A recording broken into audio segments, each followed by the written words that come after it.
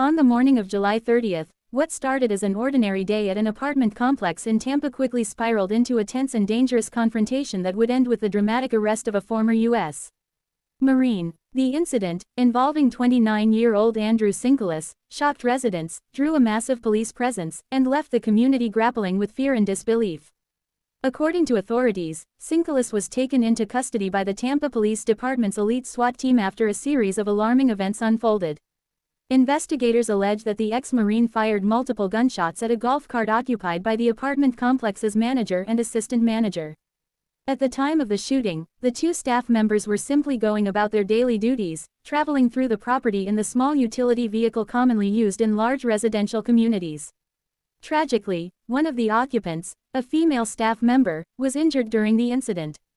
Police report that she sustained minor injuries, but the psychological impact of such a sudden and violent encounter will likely linger far beyond the physical wounds.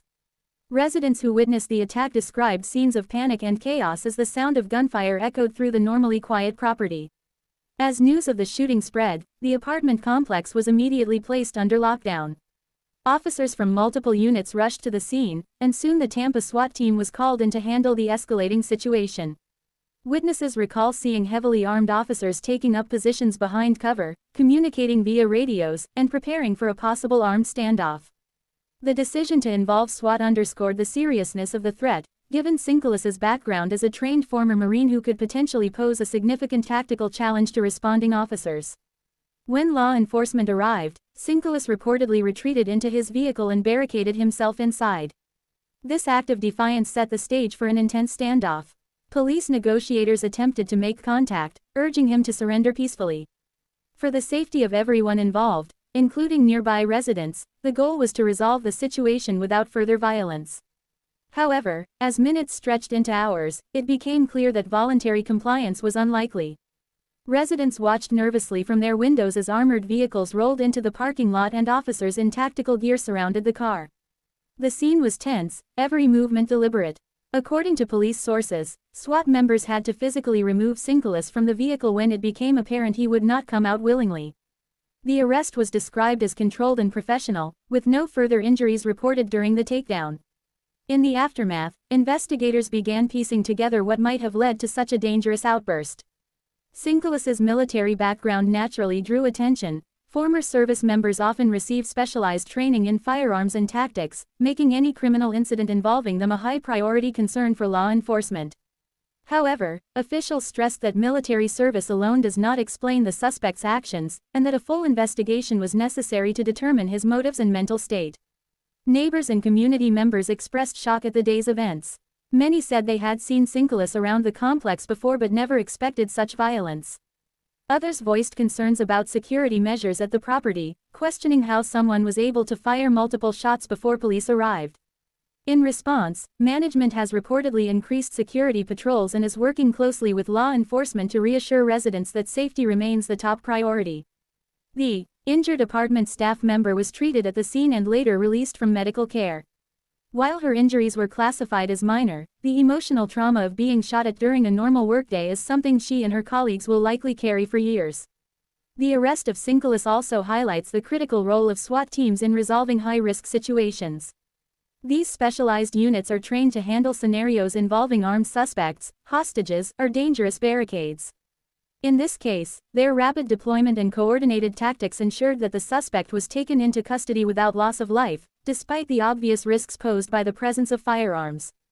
Following the incident, Tsinkelis was booked into custody and now faces multiple serious charges, including aggravated assault with a deadly weapon and firing into an occupied vehicle. Prosecutors are expected to review the evidence, ballistic reports, witness statements, and any recovered firearms, to determine the full scope of the case against him. Legal experts note that if convicted, Tsinkelis could face lengthy prison time, especially given the fact that the victims were performing their duties as employees when the attack occurred. This case has reignited conversations about mental health resources for former military personnel. Veterans advocacy groups often point out that the transition from active duty to civilian life can be challenging, and without proper support, some individuals may experience severe stress, depression, or post-traumatic stress disorder. While it is not yet known whether mental health played a role in this particular case, the incident serves as a reminder that early intervention and counseling can be vital in preventing tragedies. Law enforcement officials have praised the cooperation of residents during the standoff.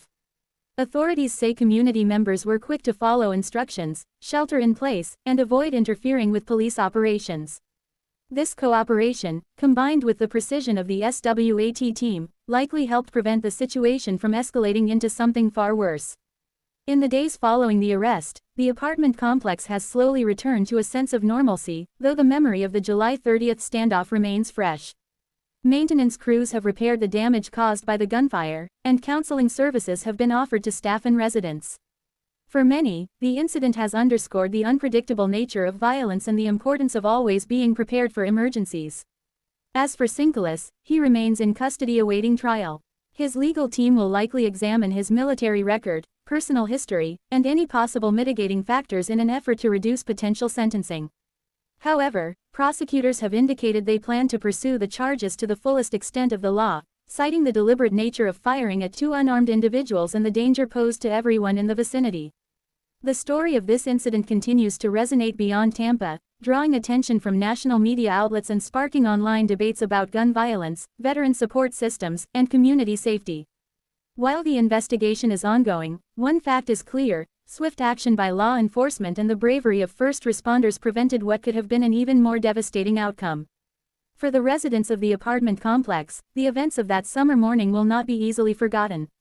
What began as a routine day turned into a scene of chaos, fear, and uncertainty, only to be brought under control through the decisive intervention of trained professionals. It is a stark reminder that danger can appear without warning, and that the actions taken in those critical moments can make all the difference. As the legal process moves forward, the case of Andrew Tsinkelis will remain a point of discussion for the Tampa community and beyond. It serves as both a cautionary tale and a testament to the effectiveness of coordinated police work under extreme pressure. Whether it will also become a catalyst for broader changes, such as increased security measures in residential communities or expanded mental health outreach for veterans, remains to be seen.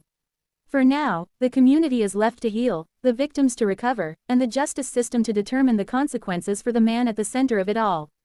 And while the sound of gunfire has long since faded, the echo of that day's events still lingers in the minds of those who lived through it.